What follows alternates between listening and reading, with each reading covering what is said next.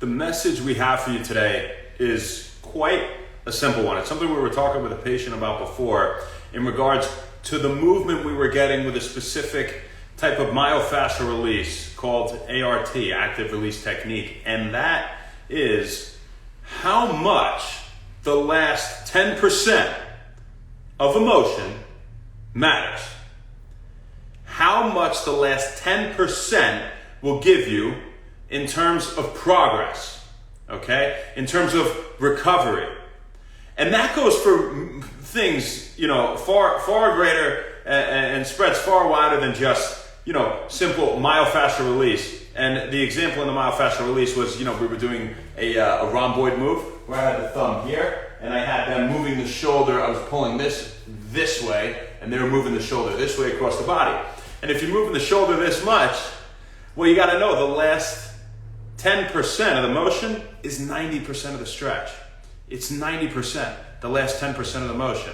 You're here, you feel a slight stretch, but once you get a little bit further and you really stress it, that's where you're going to start to break up those adhesions. Now, the same principle goes for what? It goes for working out, right? So if you're somebody that has gotten 6 reps, of a certain weight for the past, week or whatever, and say 3 weeks later, you do that same exercise and you're on 6, you're about to get 7. And granted, you don't have to sacrifice your form, you're able to get 7, right? That is a massive difference. That 1 rep meant so much more than the rep from 4 to 5 or from 5 to 6 or 3 to 4 and so on. It meant so much more than any other single rep before that in terms of your progress, okay? So you have to always see it like that. Now, does it mean we can never be happy with where we're at? Well, of course not. Always happy, never satisfied type thing, right? But if you're getting, 4 hours of sleep, is that a lot different than 3? They both suck. 5 different than 4? Not that much. Maybe 15% in terms of testosterone release.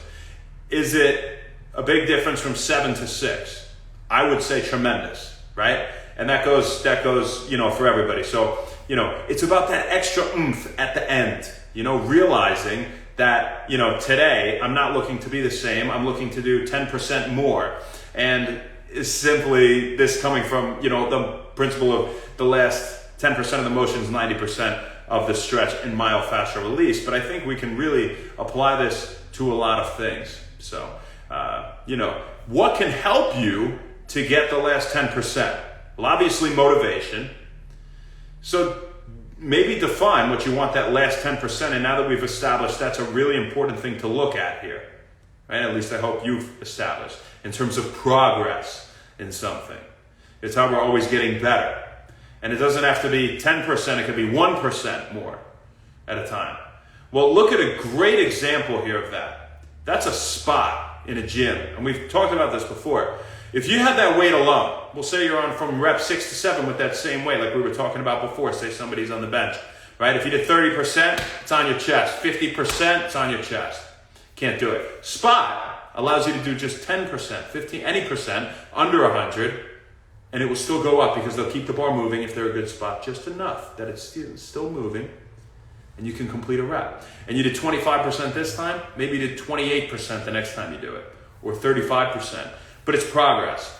And without that extra push at the end, towards the end of what you're doing, you are not going to see any progress. So people, they come to get treatment, and if you think, this doesn't happen with me typically as much because I lay out what's likely to happen if, they do certain things and snap. But we're all humans, and if they continue to do the same things, right? If we have you on the same exercises for years, all right, do you think they're going to, they could be good mobility exercise and things of that nature, but is your strength really going to progress that much? Is your mobility really going to progress that much? Maybe we could slightly advance things, right? So that's always some form of progression. So how can you get yourself to do that extra 10%, that last 10%? How can you get yourself to push a little further, a few percent higher every time? Well, look at the gym, right? Well, we talked about a spot. So then you can literally think, what kind of supplements would do that? Well, creatine gives you better energy, right? More endurance, and we talked a lot about creatine, and that's not what this is about. But, look at something like beta-alanine, very interesting. Reducing acidity in the muscles, improving endurance, getting you that extra 1 or 2 reps it's famous for, right? So, you look at things like that. If you have your goals geared towards a specific purpose, which I believe a good purpose is to get that, extra few percentage out of every single day and really whatever you're doing, at least week to week to try and progress, you're doing yourself a favor. And if you're somebody that has a tough time finishing projects, look at people with ADHD. Often I had it growing up. That's why I say we. I don't feel the symptoms anymore, thankfully, due to dietary and lifestyle alterations. And taking Super U has me feeling pretty focused and sharp and mentally clear and just great as well, right? But it's all lifestyle and nutrition before supplements of any sort, whether it be Super U or anything else. But typically it's hard to finish a project. You'll start a lot of things and maybe you won't finish it. So what's the type of thing that help you to finish it? Well, we said diet and lifestyle, and that's always first. But maybe look into the exact problem. You're not producing enough norepinephrine. If you look it up online, maybe you need more catecholamines. Dopamine is depleted and things like that. And the medications they give you are going to help to boost some of those, but naturally to get you to the point where you can finish the project, you can do the last portion of whatever it is. Like we're talking about that extra 10%. This goes so much far beyond myofascial release, as we're saying. Look, you have things like ginkgo biloba or alcar, saffron or phosphatidylserine or omega-3s or inositol. You make sure your vitamin D and B6 and magnesium and zinc, and you take a multivitamin, all that stuff's good, right? So, that's our message for the day. It's really kind of a broad topic, but I think a principle worth noting, and I think it's important to look at these types of principles that are very simple, often, yet we don't think of them every day. We don't think of them day in and day out, and if this is on the forefront of your mind the next time you're trying to achieve something, well, hopefully it can help you. So that's what we got. Hope you guys have a great Friday night. Who do we got on here? Say what's up. James, how you doing? Chase, Tom Cat, and Fernando. First one of the day. We appreciate the support. As for now, so we got for you folks.